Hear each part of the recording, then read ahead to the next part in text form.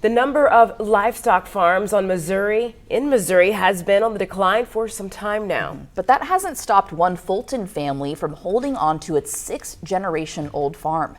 KOMU 8's Casey Bennett joins us in the studio now to tell us a story of one cattle farm that stayed around for 6 generations. Casey. Taylor Every, just like me, when I drive into our KOMU 8 newsroom, the first thing I see when I park is a cattle farm right next to that parking lot. This made it a shock to me when I discovered the declining cattle farm numbers in Missouri. Back in December, I spent a morning on a farm with a grandfather-grandson duo who are withstanding the test of time.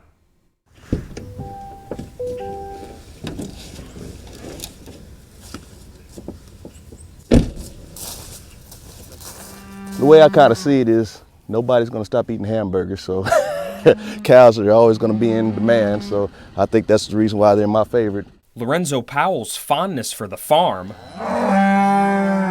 the cattle farm, has been around as long as he can remember. Ever since I was maybe 2 or 3 years old, when I was old enough to say cow, that's the only thing I was crazy about, wanting to be with my grandfather on the farm with the cows. That love for the farm was instilled in him by his grandfather, Don Glover. And he never did call me grandpa. It's always grandpa twice. Grandpa, grandpa, when you die, can I have your farm? I said, wait there now. We ain't gonna have no murder here just to get your farm. The two of them still work on the farm together today, and while Don is in his 80s, he says the farm keeps him young. This is my pharmacy out here, what little work I do.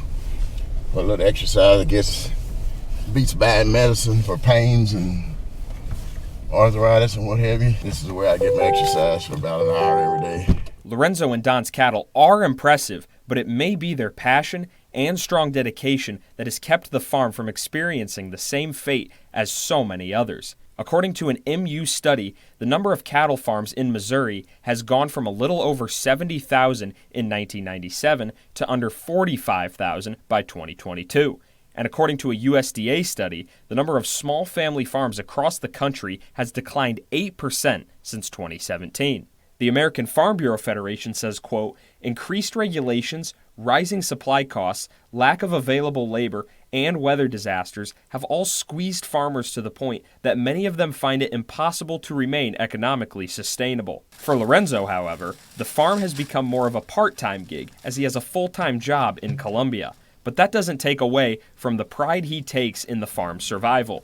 We've withstood the test of time as far as the Glover family is concerned, and we don't have any aspiration of going anywhere anytime soon.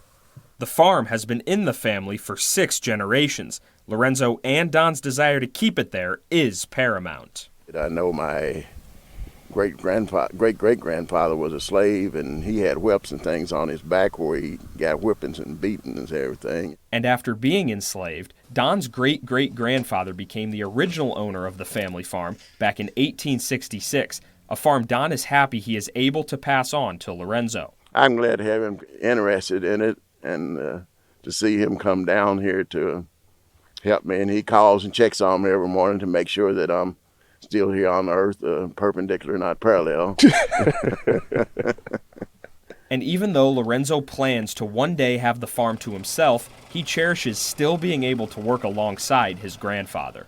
Being 84 years old, still getting around and, doing this just for something to do, it kind of warms my heart a little bit about it. Just the fact that he's done this all his life and, he still has the momentum and drive to continue it. For an older guy, Don can still get around the farm. Just ask Lorenzo. We got Speed Racer over here just driving 110 miles an hour throughout the fields.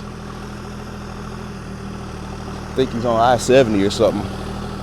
Although this duo makes it look easy, cattle farming is not for the faint of heart. Even Lorenzo admits it can be a hassle.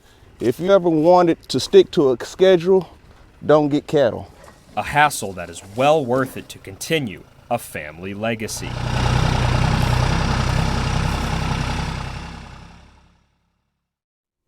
Lorenzo is just 32 years old and hopes to one day pass the family farm down to his own children. Reporting in the studio, Casey Bennett, KOMU 8 News.